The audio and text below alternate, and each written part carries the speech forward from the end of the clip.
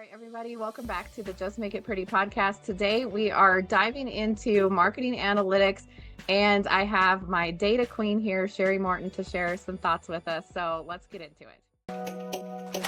Welcome to the Just Make It Pretty podcast, the slightly unhinged marketing podcast for home builders and beyond. I'm your host, Sarah Haynes, also known as the Pixel Wizard, and my goal is to tackle the tough stuff that goes in behind the scenes in marketing and offer actionable tips, creative insights, and a little bit of humor to spark some creativity. I'm so glad you're here. Now let's get started. Hey, everybody, welcome back. Like I said, today we're going to be talking about some data analytics and some reporting that we do here in marketing. And I brought my friend Shari back to talk about this a little bit. She handles all of the data and she actually finds this stuff super fascinating. So for those of us who maybe don't, she has a really interesting input, and we've talked about this a lot, Shari. So I'm excited to have this conversation with you and talk about some struggles and things that we could do in marketing to make our data a little bit more interesting and a little bit more, it would make more sense to the rest of our team. So welcome back. I'm happy to be back. So we do our random rapid fire questions to warm us up. So I have some very random questions that I'm going to ask you, and I actually don't know any of the answers to these ones this time. So that's going to be fun. So my first one, if you could have dinner with any fictional or real life person, who would it be? And Albert why? Einstein. Easy. And why is that? Because I feel like that makes no sense. Really? I've always been fascinated with Albert Einstein, and I want to have dinner with him and talk to him, not necessarily about what he does, but I'd love to get to know more of who he is, because the reason why I like him so much is while he's obviously a genius, he's also incredibly quirky.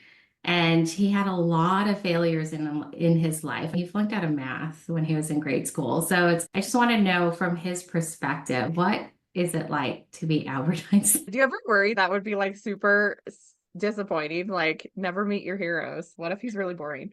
I will agree, never meet your heroes, but I've read enough about him to know that I don't think he would be boring. He could potentially be maybe a more abrasive person than history likes to report, but I'm okay with that too. You're like, I can deal with that. That's so funny. Okay. All right. That one does make sense. Okay. So the next one, if you could describe your job today in one emoji, what would it be? The data chart. Easy. So boring. That's so boring. The poop emoji? I was thinking, like, if I was going to answer this, it would be the little like surprise face though. But I'm just so excited all the time. But data chart. Okay. Data chart. Not even the little like computer one where the little emoji is like behind the computer. No. Okay. All right. You're allowed to answer however you want. Okay. And the last one, if you could teleport anywhere right now, where would you go? Whole Foods. I haven't gone shopping yet. You're like, I'm hungry. I'm actually pretty hungry. I would love to transport myself to Whole Foods. Oh, that's funny. I definitely was expecting like a vacation. I think I would go to Fiji or something. I like the process of going on vacation, though, like packing, going to the airport, getting a croissant. No, but I don't like the process of going to Whole Foods. I just want to be there in the bread aisle. Okay. All right. Enough of that. Let's get into some data analytics now. This topic, we were talking about this a couple of weeks ago, Shari, and that's what gave me the idea to do this episode. But basically, we were talking about how the sales team KPIs are something that is everyone really understands. It's something that everybody celebrates. Obviously, we're all working towards getting more sales. And it's something that it's really easily reported, and we get those reports a lot. But marketing doesn't really have that as well as sales does, at least in my opinion. And it can be a little bit hard sometimes to show data or show things that other people are going to find valuable on our team, whether that's sales or leadership or whoever. And I want to demystify that a little bit today. What do you feel like? What's your input there? What do you feel like these core analytics are? And why is this so difficult for everyone? I'll be honest, if it is me in that role, it's a lot easier because the metrics that I look at depend on what it is that we're trying to accomplish. But when we're working with clients, especially with marketing, I feel like marketing has so much data sets that when they're trying to report it, the communication becomes they marketing people don't really think about, well, what does it matter? What matters to leadership right here, right now? And that's what I should focus on and report. And they don't really know how to tie it in a story. There's no what's in it for the person listening. And I see this even with us, honestly. Like we just had this conversation where we're reporting SEO and our clients are just like, don't care, want to care, just don't care. And we're like, how could you not care? This affects everything. You're putting thousands and thousands of dollars into this metric. And the struggle is real. There's just so much data in SEO itself. What are the keywords? How are they performing? How are competitors? What's the market share? And you look at your client, they're just like, uh-huh. But how many leads? And then you go back into the metrics that they're comfortable with, like how many sales did we get? How many appointments did we get? Is yes, I get it. That matters. But there's this comfort in the sales conversion rates that make people push the marketing data away because that's weird. I don't like it.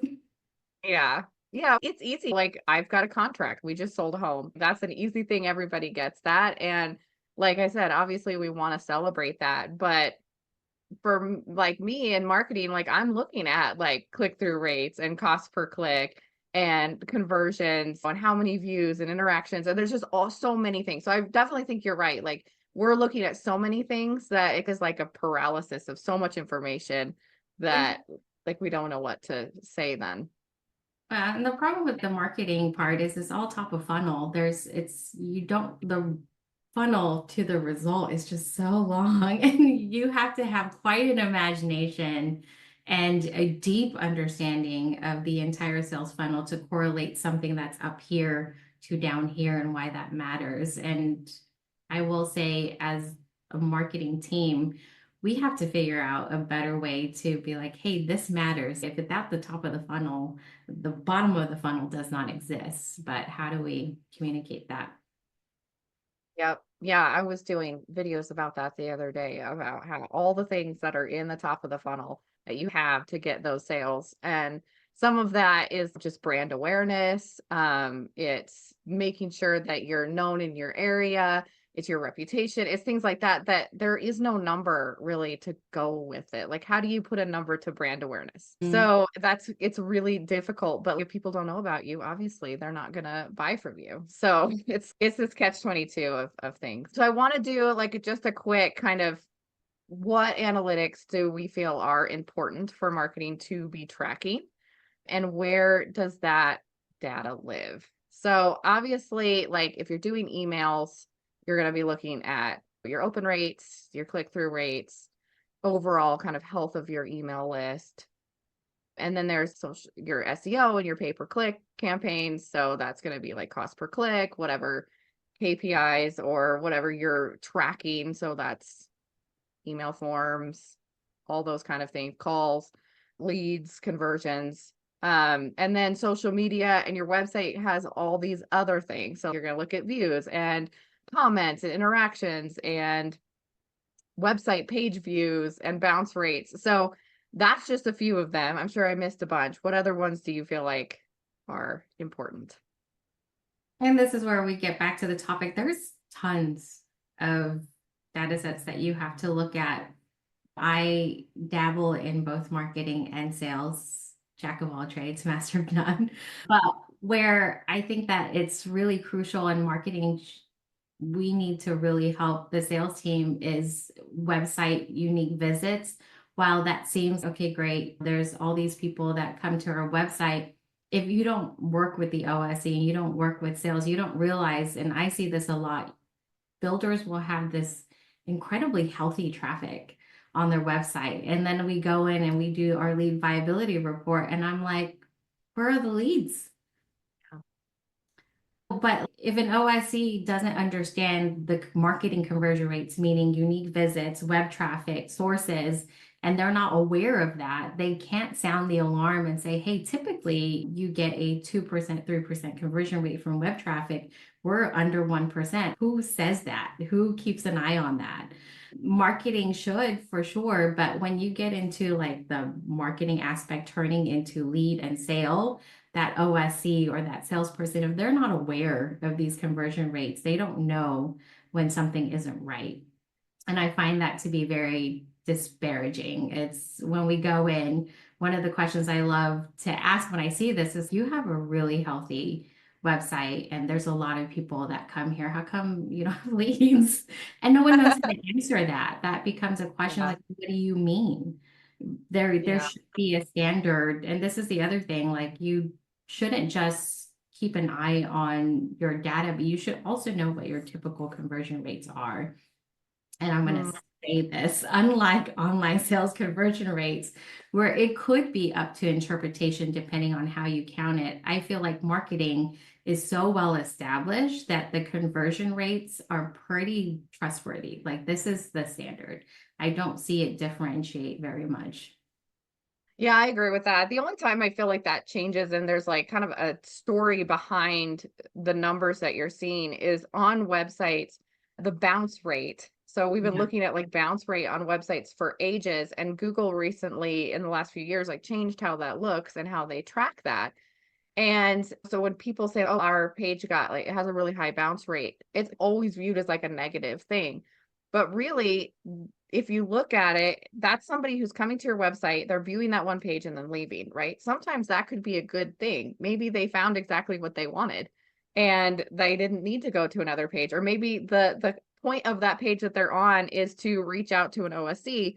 So they did that. They don't need to be on the website anymore. So it's not only is the data like you've got all this data and like you're trying to view it and process all of these things and build this story, but there could be so many different variables to what that story is. Sometimes what might look like a negative thing is actually a positive thing. This also happened recently with social media because Instagram and Facebook and things they're cleaning out accounts that have a bunch of followers that are either dead accounts, fake, whatever, and they just remove them. And so you see your follower count go like way down and everyone's, oh my gosh, what's happening? That's actually a good thing. Your audience is like cleaning itself out. You're going to be more active. People that actually want to see your post are going to start seeing it again. So it's you have to have this background knowledge to really make sense of it all. Yeah. And it's the same with sales conversions. You track walk-in leads, but a salesperson who understands seasons will understand that in November, December, if your walk-in traffic drastically jumps up as opposed to another market or drops down, it's because that's your season to sell, especially 55 plus. We actually see November, December as being heavy in walk-ins because they're visiting, right? They're visiting their in-laws, so that's normal. But if you go to a not retirement community in Utah in November, December, you're going to see a drop because it's cold. Ain't nobody out there looking for models, but they may be on the Yeah. website. So there is a backstory to all the different conversion rates, but I think the sales conversion rates have more time in the sun, I want to say, where even you as a marketer, like you've heard it, like, oh, the walk-in rates have dropped, and you can sense it's probably because of A, B, and C. But the reverse role, you put a salesperson in front of you and you're like, you even say the word bounce rate, and they're just like trampoline park. Yeah. Yep. I've gotten those blank stares before for sure. Mm-hmm.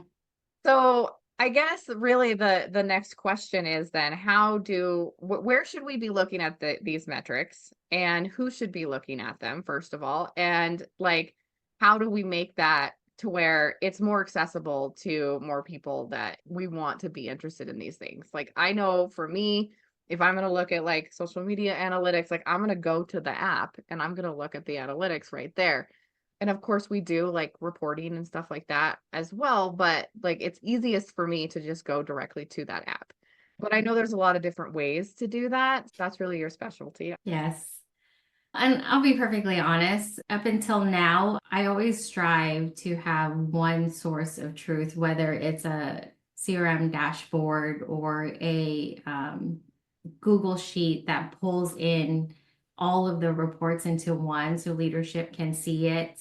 But even now, I can't think off the top of my head of really any organization that has one place where they can go and take a look at all of that data. So that siloed information is also an issue, not to mention like some CRMs will pull in like AdWords and social media data, but then when you go and you take a look at the actual backend and reporting of the platform itself, the way they interpret like impressions and click-through rates are different.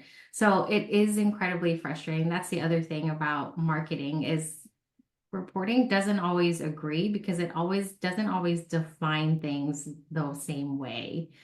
You get different And numbers and you're trying to look at the same thing, and it's so frustrating. and our leadership already thinks marketing is voodoo. And then you add this technically, Facebook interprets impressions this way and the CRM interprets it that way. That's not going to fly, but it's the truth. I know. I know. But I will say one of the things that I'm excited with AI about is I believe AI will be the solution to that. Where that platform sits, I don't know, but I can say that the one unifier is going to be artificial intelligence so that you can go into any platform that you want and say, hey, I want to understand the impression of this post. Search Facebook, search your CRM, search these reports and tell me the full story. And it will tell you the full story. And if you get really good at AI, you can train it to tell you the story in the way that you perceive information. Now Oh my that is God. 5 years away, but I'm doing that now. Like implementing CRMs is something that we're knee deep in right now. And I have currently working with, since this morning, 8 different spreadsheets of thousands and thousands of names from the same company who have, and this is sales metrics, by the way, who's just, here are the metrics of this Excel spreadsheet, which is different from the data of this Excel spreadsheet. We're one company, mind you. Oh my God. And it would take me weeks. So I import it into ChatGPT and I'm like, okay, so here's this long ass prompt. This is what impressions mean to them in all different categories. Like, I need you to unify this for me. And I check it and it's doing a pretty good job. But long story short, I feel like we will end up getting all of the full story data into one, and AI will definitely help us with that. But right now, in this very moment, you do the best you can. Yeah. Gosh, that will be incredible when that is that like our reality. Oh, It's I can't happening wait. fast. Like Yeah. I have yet today to open one thing where there wasn't like AI breeze, ChatGPT, Mhm. like Max AI. How can we help you? I'm like, I love it.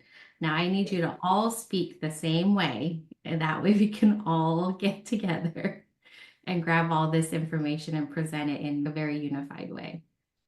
Yeah. Yeah. While we wait for our robots to catch up with us, we do have to somehow come up with these stories that we can tell the rest of our team. I think the first thing that we have to really do is find what is interesting and what is helpful to the rest of our team. I tend to over explain a lot of things when I'm showing too much information. It's all in my head, so I feel like I just got to get it out. But that's not necessarily always helpful. And I think that the concept that we've been talking a lot about of building a story around the data is the solution there. So as we're figuring that out, what do you think are some things that we're going to be able to do now to build that story and help everybody else on our team?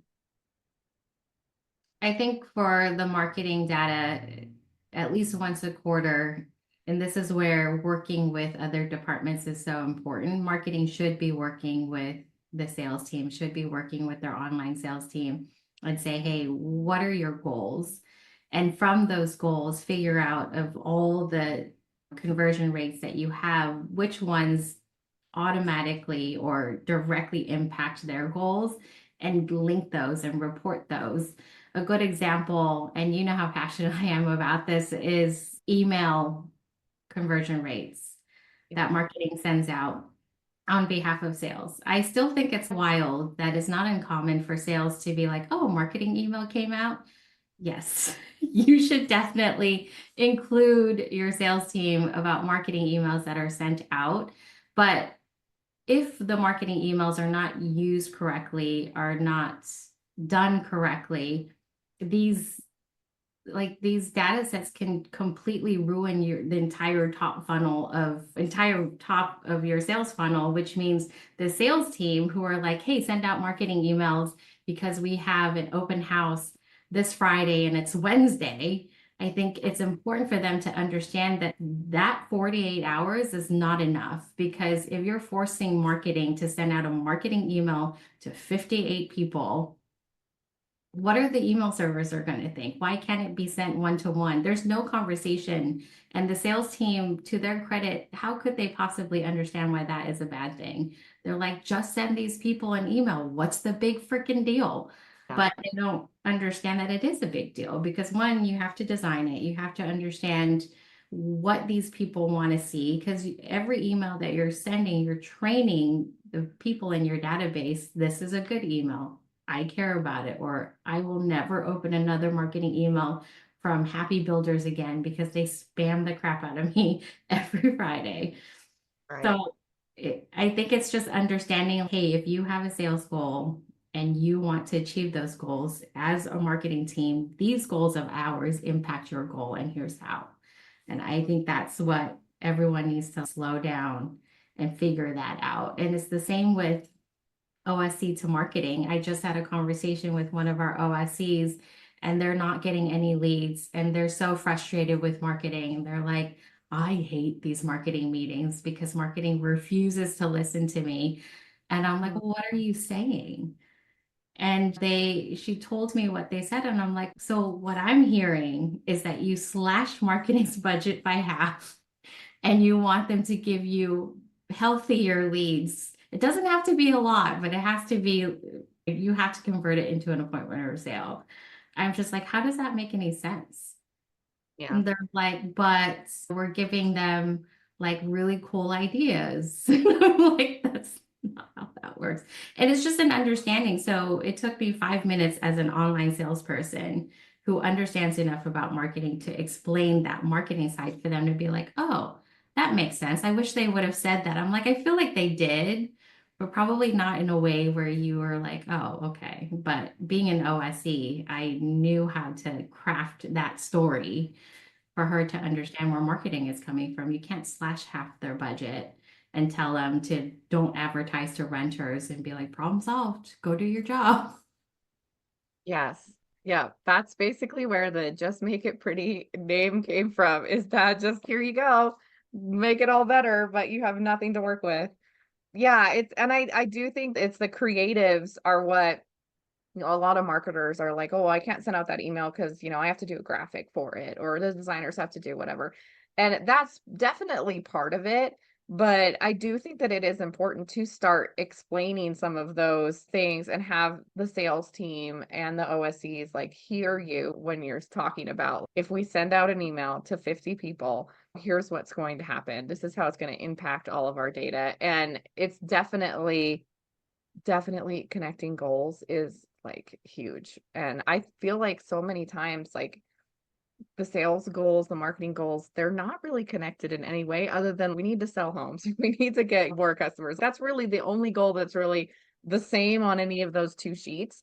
And so Mhm. no wonder like we're not on the same page. Like we're literally on two completely separate tracks. So yeah, that's I totally agree. So when we do that and we open up this communication, how can we make sure, I guess that's all going to work out, that we have the buy-in from everybody? Like, what are your tips there? As someone who's really good at difficult conversations too, I feel like you would be good there. I want to say it was David Hagen. I hope I don't give him like praise where he doesn't deserve it, but I'm pretty sure it was David Hagen who said, I wish the sales team had the same tools an OSE did. And my initial reaction is to scoff, because I always scoff at everything David Hagen says. Kidding. But I thought about it for a second and I'm like, well, he's so right. Like the OSC has chat, the OSC has automation, the OSC has all of this technology at their disposal. And then you go to the sales team and they're like, what is our website URL? And you're just like, oh my God. Mm, yeah. We give salespeople so much crap about that, but it's the truth. Like we don't give them or the options of the same tools as an OSC. And I think for marketing, it's the same thing. You don't really give marketing the kind of praise and uh, accolades, and you don't make an announcement like, congratulations, Sarah. Like she sent out an email and it was opened like 87%. Nobody cares. Nobody knows.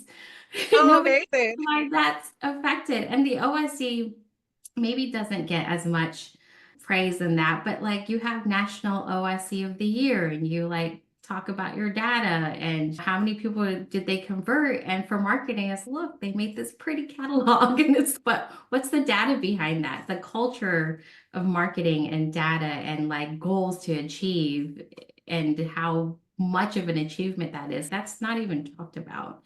I've been I don't think I've ever judged for marketing, but I've sat next to someone who judged for marketing. And I will tell you, data is not a huge part of that. No, it's all creative. It's all creative. Hmm. That's the pretty things to look at. And it's the more fun things to build a story around too. I do think that any kind of picture is just so much easier to talk about than numbers, especially for someone who's not necessarily in the numbers every day. So yeah, it's celebrating it, but it's also in order to celebrate it, you have to educate first. Yes.